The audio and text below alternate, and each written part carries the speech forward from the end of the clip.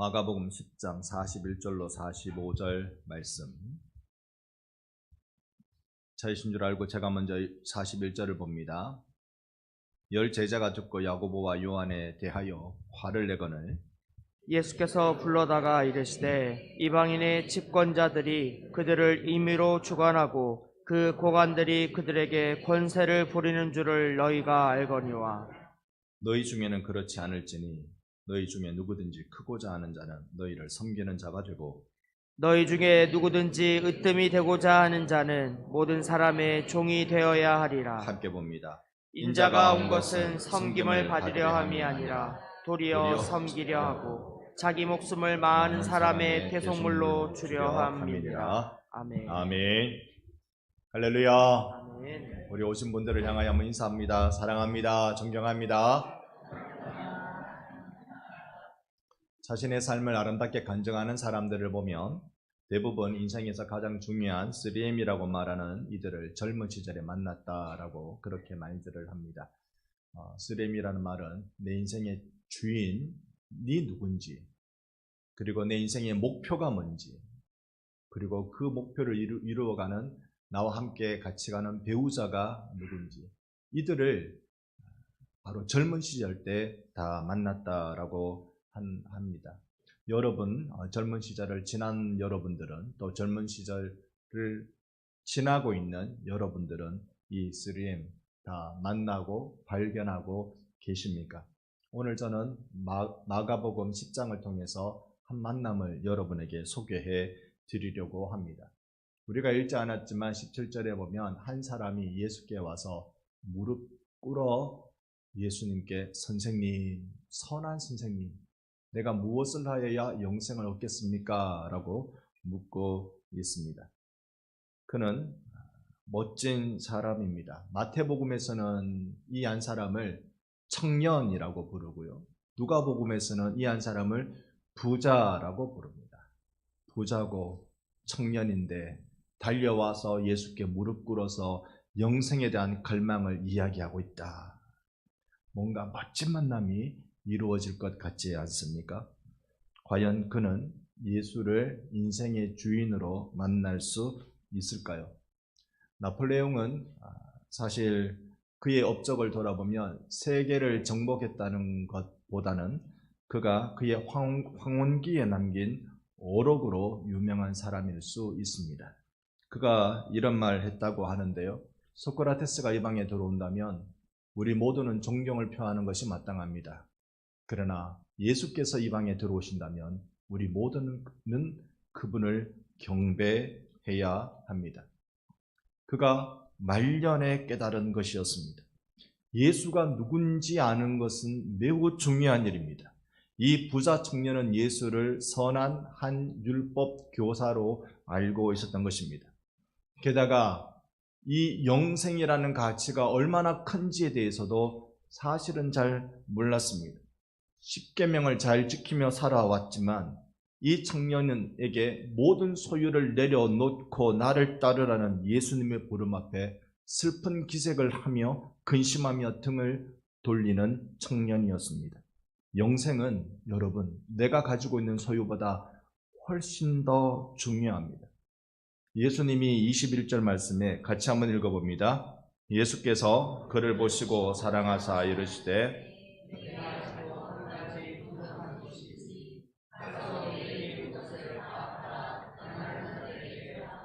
그리하면 하늘에서 보화가 내게 있으리라. 그리고 와서 나를 따르라 하시니 아멘. 한 사람이 가지고 있는 모든 것, 이 한 사람이 부자, 청년, 이 한 사람이 가지고 있는 모든 것보다 부족한 그 한 가지를 소유하기 위해 너의 모든 소유를 내려놓아라라는 주님의 명령이었습니다. 주님을 따른다는 것, 하늘 보화가 그 영생을 소유함이 내가 가진 모든 소유보다 귀하다는 것, 이걸 우리가 발견해야 할 것입니다. 주님을 따른다는 것, 이것은 나의 모든 것보다 귀하다. 오늘 이 예배 시간에 우리에게 주께서 깨달음을 주시기를 소망합니다. 아멘. 깨달음 이야기하면 저는 불교의 원효 대사 생각납니다. 이름을 제가 왔다 갔다 헷갈렸는데 다시 한번 확인했는데요. 신라시대 때 불교의 승려였습니다. 당나라에 유학을 가려다가 시도했지만 실패했고 다시 가려고 할 그때 동굴에 체험을 한번 합니다. 너무 늦은 시간에 이제 몸을 피해야 되겠다 싶어서 이게 파여진 동굴 속에 들어가서 하룻밤을 잤는데 그날 밤에 목이 참 말랐대요. 그래서 뭐 마실 게 없나 더듬더듬 거리다가 이 바가지 안에 물이 고여 있더라는 거예요. 물이 있더라는 거예요. 그걸 한번 펄컥 들이키면서 이야, 그거 시원하네. 그거 참 물이 다네. 그러면서 물을 마시고 다시 잠을 청했습니다. 아침에 해뜰녘에 보니까 자기가 이 동굴인 줄 알고 들어갔던 데가 사실은 파묘한 곳이었습니다. 묘를 파헤친 곳이었어요. 그러니 눈을 떠서 마신 자기가 어젯밤에 마신 그 그릇을 보니 사람의 해골이었고요. 물은 거기에 고인 썩은 물이었다라는 겁니다. 그리고는 이 큰 깨달음을 가지고 뭐든지 사람 마음먹기 나름이구나 이걸 깨닫고는 자기는 유학 가는 거 포기하고 신라로 다시 돌아가서 그때는 삼국시대였을 때인데요. 이 소위 이 화엄종 중국에 유행한 불교 종파였습니다만 화엄종을 연구하여서 신라에 전파한 대사가 되었습니다. 이게 그냥 한 사람의 깨달음 정도가 아니라 당시의 삼국시대 이 한반도의 분열 왕국 시대에 통일신라로 가게 되는 사상적 기반을 만든 것이 바로 이 화엄종이었습니다. 불교는 이런 말이 있습니다. 고개만 돌리면 피안이다. 그러니까 마음먹기 달렸다. 아무리 지금 그릇된 길로 가더라도 마음 고쳐먹고 옳은 길로 돌아서면 그 안에 부처가 있다. 그렇게 말하는 겁니다. 설교 시간에 부처 얘기 너무 하면 안 되고 여기까지만 하고요. 오늘 우리에게 자연을 보면서 인간의 본성을 보면서 깨달아지는 그 깨달음을 넘어서 하나님의 아들 예수를 통한 깨달음을 저는 여러분에게 전하고 싶고 여러분은 그 예수를 깨달으시는 은혜가 있기를 축복합니다. 영생의 가치에 대해서 이 한 가지는 예수님이 말씀하신 이 영생의 가치에 대한 이 한 가지는 우리가 가지고 있는 모든 소유를 다 내려놓더라도 더 귀하고 더 귀하다는 깨달음을 우리는 가져야 합니다. 우리 주의 성령이 여러분에게 깨닫게 해주시는 은혜가 있기를 원합니다. 지금 내 인생이 마치 지옥문 열어놓은 것처럼 그런 처절한 경험을 하고 살아갈지 몰라도 예수 그리스도의 생명의 길을 걷고 있는 이 한 가지의 진리를 우리가 깨닫는다면 이 고난은 주를 따라가는 제자의 길이고 나에게 하늘 보호와 곧 영생의 소망이 있음을 발견하게 되는 길이 되는 것입니다. 여러분, 세상 것 중에 영원한 것 있겠습니까?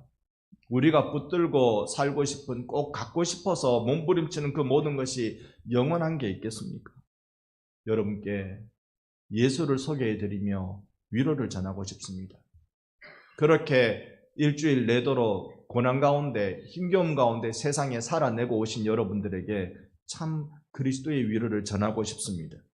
우리 같이 예수의 피를 의지하고 지성소로 함께 나아갑시다. 하나님의 초대로 하나님의 임재가 있는 그 성막 깊은 자리로 예수의 피 의지하고 우리 손잡고 같이 이 시간 나아가십시다.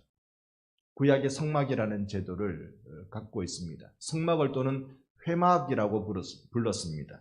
이 회자가 모일 회자이지요. 그러니까 성막은 만남의 의미를 가지고 있는 회막이다라는 뜻입니다. 회막은 하나님의 위로를 만나는 곳, 하나님과 사귀며 은혜를 나누는 곳이 그곳입니다. 그런가 하면 상처 입은 영혼을 만나는 곳이 거기입니다. 6일간의 인생 전쟁터에서 견뎌내고 이겨내고 또 힘들었고 외로웠고 불안하고 슬펐던 영혼들을 만나 위로해주는 곳, 초대교회는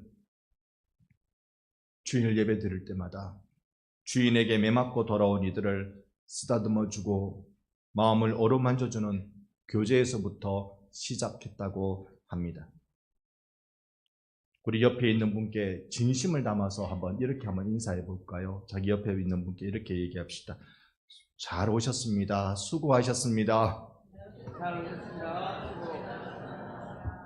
한 번 더요. 예수의 사랑으로 품어드리고 싶습니다. 예수의 사랑으로 품어드리고 싶습니다. 이제는 정말 얼굴 보고 눈 보고 사랑합니다. 아멘. 아멘. 주님과 만나야 내가 깨달아지는 겁니다. 계명을 잘 지키며 험한 세상 열심히 살아 성공한 듯 보이는 저 부자 청년도 주님을 따르는 일에는 실패했습니다. 그런데 나일까 보냐 싶습니다. 아래쪽 금요 기도회 때 잠깐 얘기 나눴는데요. 부자가 하나님 나라 들어가기, 그건 무엇이 어디에 들어가기보다 어렵다고요? 낙타가 바늘기에 나오기보다 어렵다. 여러분, 부자가 하나님 나라 들어가기가 그렇게 어려운데, 낙타가 바늘기에 나오기보다 어려운데, 여러분은 그렇다면 하나님 나라 들어가기 여러분은 쉽습니까? 어렵습니까?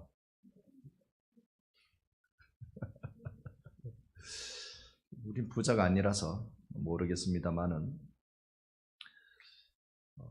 예수님이 하신 말씀 마가복음 10장 오늘 본장입니다만 제가 26절 여러분 27절 제자들이 매우 놀라 서로 말하되 그런즉 누가 구원을 얻을 수 있는가 하니 예수께서 그들을 보시며 이르시되 사람으로는 할 수 없으되 하나님으로는 그렇지 아니하니 하나님으로서는 다 하실 수 있느니라. 아멘. 주님을 따른다는 거, 그거 이토록 어려운 거구나. 저 청년, 부자, 저 한 사람, 그 사람을 보면 정말 멋진 사람이고 영생에 대한 갈망이 있는 영적인 사람이고 준비가 다 돼 있는 사람인 것 같은데 살면서 하나님의 계명 10계명을 잘 지켜온 사람이고 그가 부자가 된 것도 열심히 성실로 해서 부자가 된 듯한데 그가 하나님 나라 들어가기가 저렇게 어렵다면 나는 과연 그럴 수 있을까? 부자건 아니건 하나님 나라 들어가는 것 오직 하나님으로만 하실 수 있는 일입니다. 여러분이 천국 들어가는 것도 하나님만이 하실 수 있는 일입니다. 그러니 우리는 그 일을 이 땅에 이루시는 예수 그리스도의 길을 조금씩 천천히 따라가는 일을 하는 것이죠. 마가복음은 제자도에 관한 구절로 가득 차 있습니다. 예수 따라가는 삶의 길이 어떤 길인지 보여주는 복음서가 바로 마가복음입니다. 사복음서 중에 가장 먼저 기록된 것으로 알려진 이 마가복음은 마가라는 한 인물을 통해서 기록되어져 있습니다.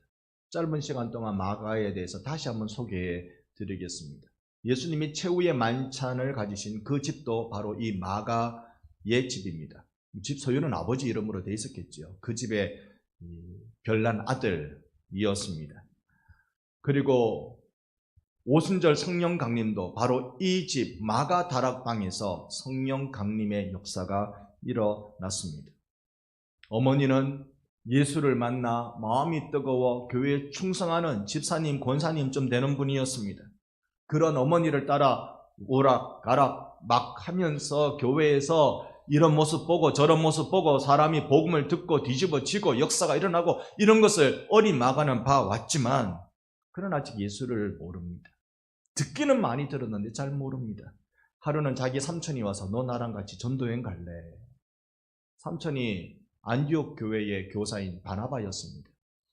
그러니 이 마가는 앞에 전도는 빼먹고 여행 갈래 소리만 들어가지고 나서기 시작합니다. 키프로스 섬의 살라미라는 곳에 도착해서 마가 요한은 그들의 수행원으로 그 일을 감당합니다.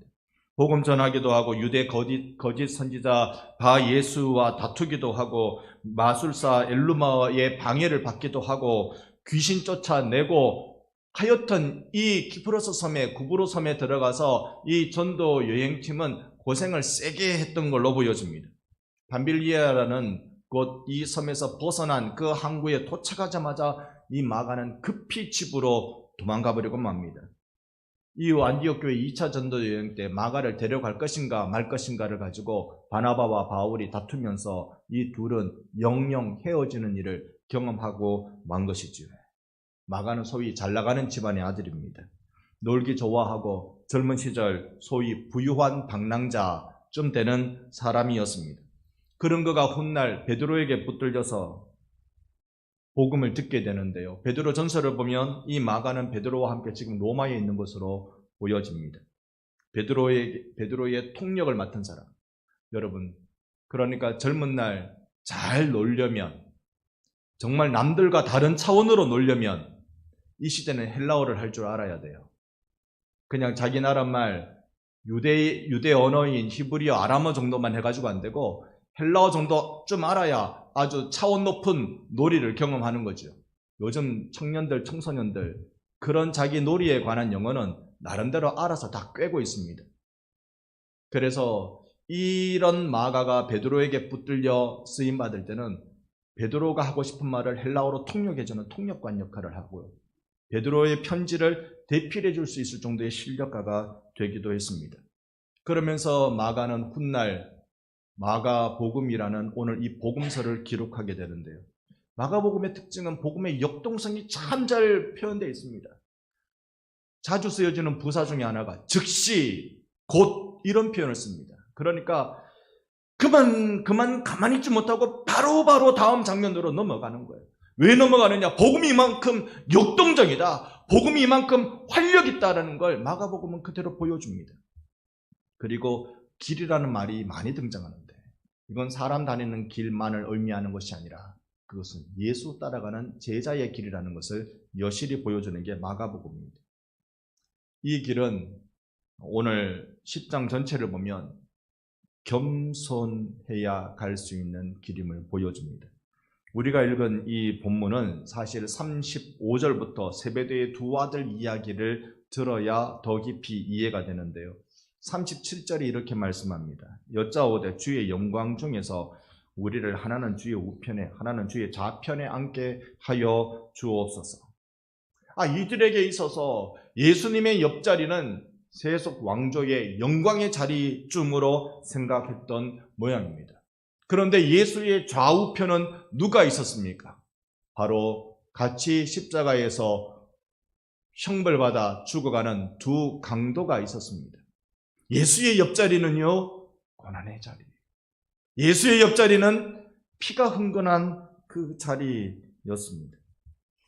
예수 옆자리, 모든 것을 버리고 주님을 따르는 헌신이라는 영광이 있는 자리였습니다. 제자들은 이걸 잘 몰랐습니다.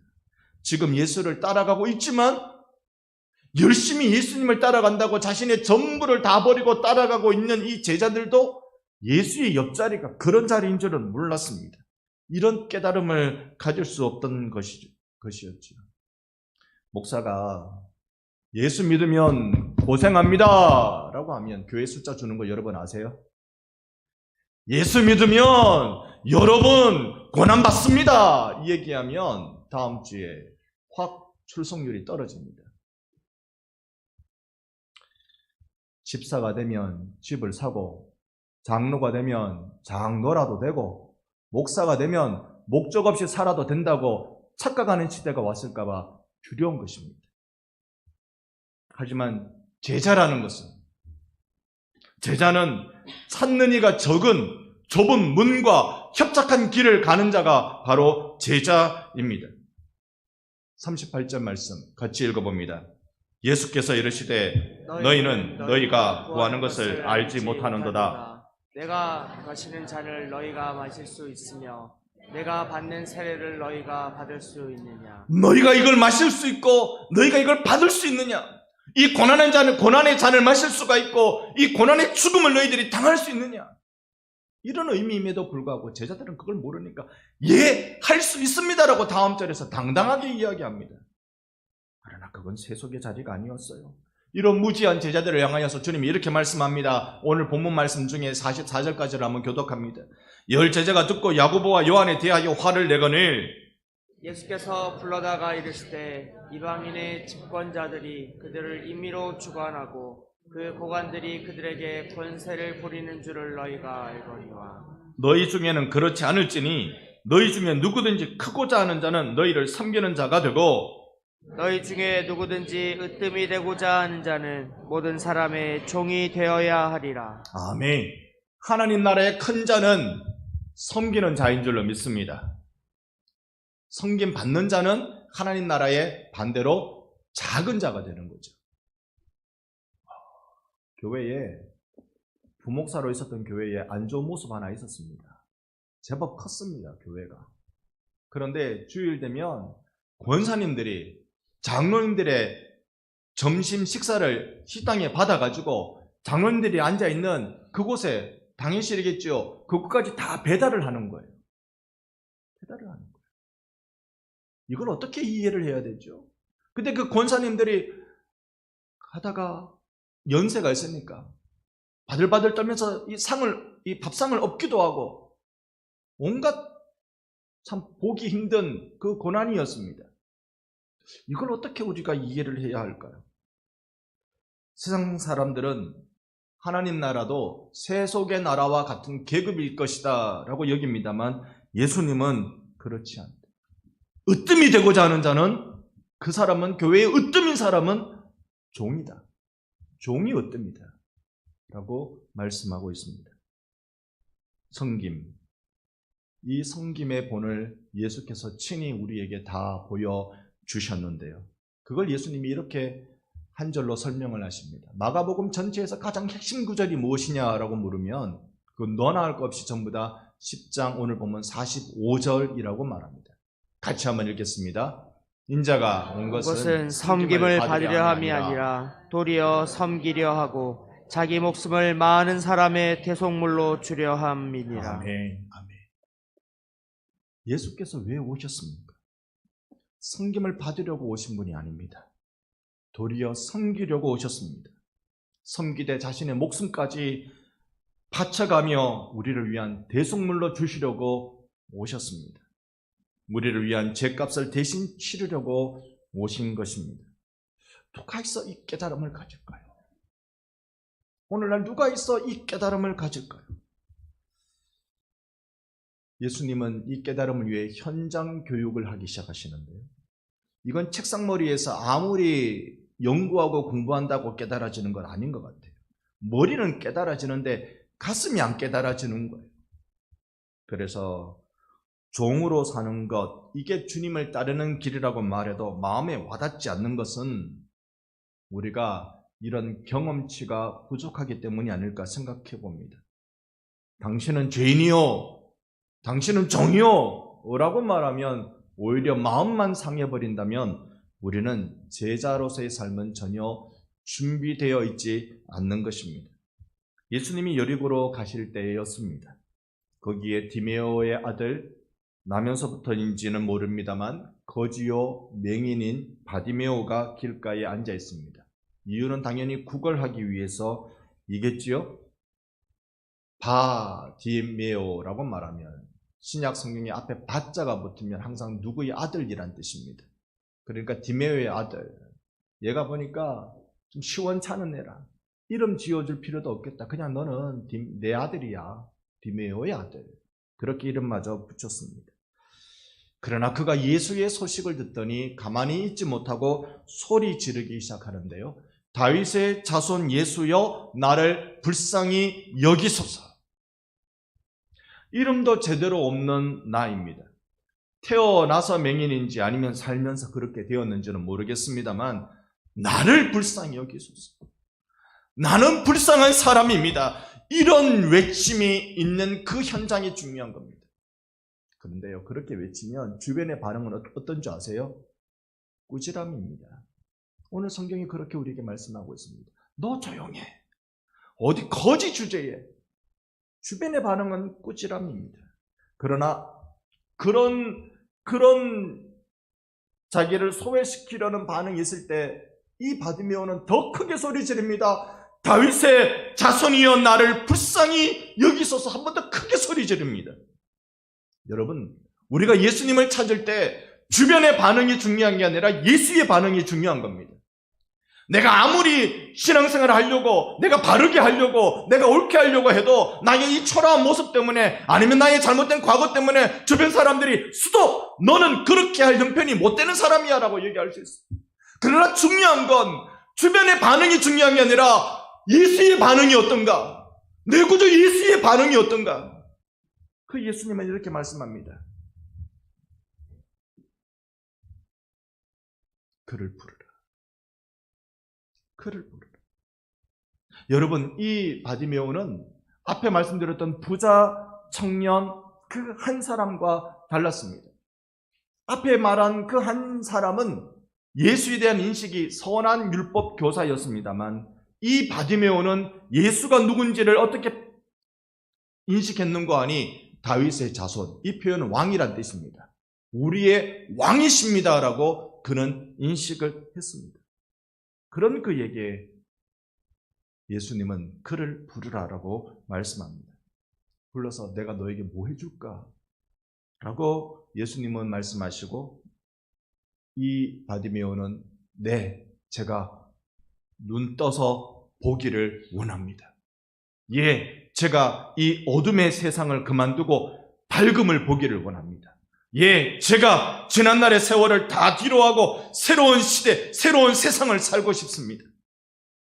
52절 같이 한번 읽어봅니다. 예수께서 이르시되 가라, 내 믿음이 너를 구원하였느니라 하시니 그가 곧 보게 되어 예수를 길에서 따르니라. 아멘. 그가 곧 보게 되어 예수를 길에서 따르니라. 이 길이라는 말이 꼬불꼬불하던 크게 나 있던 그런 도로를 길을 의미하기보다 마가복음에서는 주님을 따르는 제자도를 의미한다는 것이죠. 이 고난의 길을 아무도 찾지 않으려 했던, 아무도 깨닫지 못했던 이 고난의 길을 맹인이었던, 이름이 변변치 않았던 바디메오가 지금 걷고 있습니다. 제자의 길을 그가 지금 따르고 있습니다. 누가 그리스도의 제자입니까? 사회에서 소외되고 사람들이 저버리는 그런 맹인, 자신의 삶의 여정이 정말 절망과 포기의 연속이었던 바디메오와 같은 이들이 그 길을 걷고 있는 것입니다. 그들은 예수를 만났고, 그것을 학문이나 이성의 만남이 아닌 자신의 삶에서 분명히 예수를 만났고 변화를 받았고 새 세상을 보게 된 사람들이었습니다. 오늘 저는 여러분들이 예수를 보기를 소망합니다. 예수 때문에 이전에 보지 못했던 새로운 세상이 열려짐을 우리는 함께 볼 수 있기를 원합니다. 이분이 정말 메시아이시구나. 이분이 내 인생을 정말 새롭게 해줄 메시아이시구나. 깨달음을 주시는 그 주 예수를 길에서 따르기 시작한 겁니다. 우리의 초점은 다시 이 마가라는 마가복음을 지은 저자에게로 한번 돌려보겠습니다. 그도 제자입니다. 처음엔 복음을 오해했고 자기 잘난 맛에 살아가는 그런 마가였습니다. 그랬던 그가 예수의 제자 베드로를 만나서 신앙에 철이 들기 시작한 것이죠. 깨달음을 얻습니다. 그가 기술한 장면을 보면 그렇습니다. 예수의 고난 당하심에 베드로의 관점에서 이 마가복음 14장에서 얼마나 세세히 기록하고 있는지 다른 복음사와 차별성을 느낄 정도로 굉장히 세심하게 디테일하게 기록하고 있습니다. 베드로의 3번 부인의 묘사는 정말로 탁월할 정도였습니다. 우리가 잘 알고 있는 변화산 사건에 있어서 베드로가 이렇게 말합니다. 주여, 여기가 좋사오니 초막 셋을 지읍시다. 그런데 다른 복음서는 다 그렇게 얘기하는데 마가복음에서는 하나 더 거듭니다. 그들이 두려워서 뱉은 말이라고. 이 감정성까지 그대로 묘사하고 있는 것이 마가의 그 복음서 기록이었습니다. 이전에는 철이 없어 어머니만 따라다녔는데 이제는 자라고 청년이 되고 교회의 직분자가 되고 중직자가 되고 이런 삶을 살 때 자기 자신을 이렇게 표현해 가는데요. 예수님이 겟세마네에서 두렵고 떨림으로 하나님 앞에 간절히 기도하고 그리고 이후에 로마 군병에게 붙들려 잡혀가실 때의 일입니다. 예수님이 잡혀가신다라는 소식을 듣고 자기 자신을 이렇게 소개합니다. 51절에 한 청년이 벗은 몸에 배 혼니부를 주고 예수를 따라가다가 무리에게 잡히네. 한 청년 누굴까요? 그가 마가예요. 한 청년 그가 마가입니다. 그도 예수를 따라가려고 노력했어요. 배에 혼니부를 벗고 그러니까 벌거벗은 채로 그를 예수를 따라가려고 그 밤에 로마 군병에게 붙들려 가시는 예수를 저 얼마나 먼 발치인지는 모르겠지만 뒤에서 그분을 따라가기 시작했습니다. 이럴 것 같아요. 아마 깜짝 놀랐을 겁니다. 제자들도 겟세마네 예수님 기도하실 때 다 자고 있었는데 이 마가는 뭐 별 수 있었겠습니까? 어머니가 심부름을 시켰던 것 같아요. 이제부터는 저희 상상입니다. 성경에 안 나오는 내용입니다.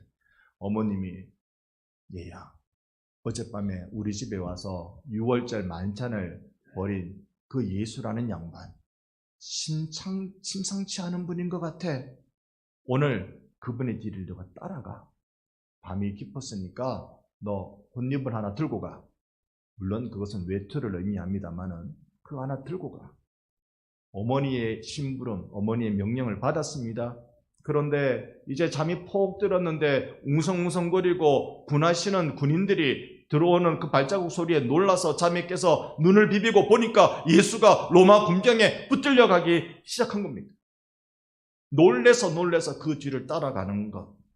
여러분, 예수를 따라가는 게 제자의 길이거든요. 예수를 따라갑니다. 그런데 아직 이 마가는 어린 제자고 뭘 모르는 제자입니다. 깨달음이 가슴에 와닿지 않은 그런 제자입니다. 무리에게 잡힙니다. 52절 보니까 덜컥 잡히니 배에 혼이불을 버리고 벗은 몸으로 도망하니라. 어떠세요? 우리와 비슷합니까? 우리와 제법 닮지 않았습니까? 나는 이런 사람입니다. 자신을 한 청년으로 마가는 그의 복음서에 이렇게 소개하고 있습니다. 마가는 청년이라는 말을 이 마가복음 안에서 자기 자신을 표현하는데 한 번 쓰고 딱 한 번만 더 다른 사람을 표현하는데 사용합니다. 그것을 이전에 부자 청년 한 사람 그를 부를 때는 그저 한 사람이었습니다. 어떤 사람. 그런데 오직 한 곳에서만 청년이라는 이름을 한 번 더 쓰는데요. 16장 제가 5절 여러분 6절. 무덤에 들어가서 흰옷 입은 한 청년이 우편에 앉는 것을 보고 놀라매 흔히 이르되 놀라지 말라. 너희가 십자가에 못 박히신 나사렛 예수를 찾는구나. 그가 살아나셨고 여기 계시지 아니하니라. 보라, 그를 두었던 곳이니라. 아멘. 여기 한 청년은 누굴까요? 천사죠. 다른 복음서를 통해서 우리가 도움을 얻으면 이 한 청년은 천사입니다. 그런데 그 천사를 향하여서 마가는 천사라고 표현하지 않고 한 청년이라고 표현했습니다. 왜 그렇게 했을까요? 이 청년은 부활의 아침에 흰옷 입은 이 청년은 예수의 장례를 위해 찾아오는 여인들에게 부활의 소식을 전하고 있습니다. 그분은 여기 계시지 않고 부활하셨다라고 그들에게 부활의 주님을 그 소식을 전달하고 있습니다. 이 청년이라고 여기에 이렇게 써버리면 마가복음을 읽어가는 사람들은 꼼꼼하게 마가복음을 읽어가는 사람은 청년은 예수를 따라가려다가 겁이 나서 옷이불을 버리고 벌거벗은 채로 도망가던 그 사람이 청년인데? 이런 생각하게 되겠죠. 이런 마음으로 여기 이 천사를 청년이라고 썼을까라고 저는 상상해 봅니다. 지금 베드로 곁에서 복음을 진지하게 배우고 있던 마가였습니다. 사실 자신은 주님을 따르는데 늘 실패했어요. 해보려고 노력했지만 따르려고 노력했지만 고난이 다가오고 힘겨움이 다가오고 젊은 날 시절은 심심하니까 재미없으니까 따분하니까 등을 돌렸던 경험. 새 속에 물들어서 주님의 명령에 제대로 반응하지 못했던 마가였습니다.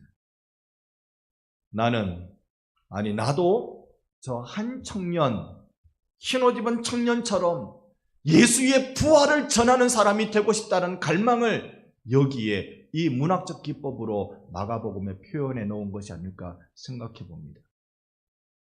그 염원을 지금 이 복음서에 청년이란 이름으로 기록하고 있는 것입니다.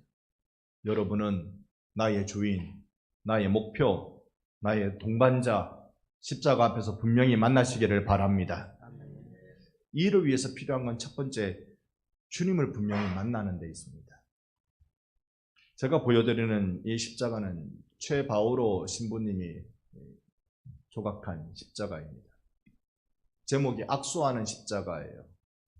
그러니까 횡막을 보면 사람과 사람 간의 악수, 나와 너와의 화해가 이루어지는 것이 십자가입니다. 자, 가능하시다면 옆에 분과 한번 악수합시다. 주 안에서 사랑합니다. 악수 한번 합시다. 주 안에서 사랑합니다. 나와 너의 화해는 악수하면서 이루어집니다. 그런데 이러다가도 지금 이렇게 주 안에서 사랑합니다라고 눈꼬리 싹 올려가면서, 아니 웃으면 내려가는구나. 사람마다 다르던데요. 웃어가면서 화기애애하게 서로 악수하고 인사하지만 마음 한번 틀어지면, 한번 어긋나면 세상 철천지 원수가 되어버리는 경우도 있습니다. 그러니까 다시 한번 그 십자가 사진을 보여주시는데요. 이 사진에, 이 횡막의 사진은 서로 손을 잡고 있는 거, 손 놓으면 끝입니다. 그냥 끝입니다. 그런데 새로 이 대의 종대의 사진을 우리가 보면 이건 손목 악수입니다. 내가 예수를 만나 감격하면서 꽉 붙잡기로, 주님, 나는 주님밖에 없어요. 나는 내가 살아도 주님밖에 없고 죽어도 주님밖에 없어요 라고 십자가에서 예수 만나서 꼭 붙잡고 있는데, 그러다가 우리 그 손 놓은 적 좀 많지요. 여러분 어떠세요? 막 예수 없으면 안 될 것 같이 내가 막 그렇게 살다가 고난도 오고 박해도 오고 심심하고 따분하고, 그러면 잠깐만요, 이거 말고, 이런 거 말고, 십자가라는 이런 피비린내 나는 거 말고 라고 우리가 하지 않습니까? 그런데 이 악수하는 십자가, 새로 막대는 이 나무에 대는 하나님께서 나를 놓지 않는 손이 있어요. 내가 아무리 주저앉고 못 가요, 안 돼요 할 때 하나님이 나를 꽉 붙잡고, 너가 나를 놓아도 나는 너를 절대로 놓지 않는다. 할렐루야. 아멘. 오늘 예수께서 여러분을 절대로 놓지 않는 줄로 믿습니다. 아멘. 하나님이 내 손을 꼭 붙잡고 예수 믿는 믿음 그거 하나만 보고 나를 꼭 붙잡고 절대로 놓지 않는 이 하나님을 만나야, 예수님을 만나야 제자의 길을 갈 수 있는 겁니다. 두 번째가 나는 아무것도 아니라는 겸손이 필요합니다. 정말 아무것도 아닙니다. 거지, 맹인, 이름도 제대로 갖지 못한 바디메오가 바로 나라는 사실입니다. 야고보와 요한, 그들은 좌편, 우편을 요구했습니다. 내가 이 교회의 누구입니까? 예수님은 나는 아무것도 아니라고, 나는 예수만 필요한 사람이라고, 나를 불쌍히 여겨 주십시오라고 간구하는 그 바디메오를 향하여 예수님이 소개해 주는데, 이 사람이 큰 자다, 이 사람이 으뜸이다 라고 우리에게 10장 45절로 소개해 주고 계신 겁니다. 예수님께서 그렇게 사셨기 때문에 그렇습니다. 저는 마지막으로 한 청년을 소개해 드리고자 합니다. 이탈리아 아시시라는 작은 도시에 가면 그 성프란치스코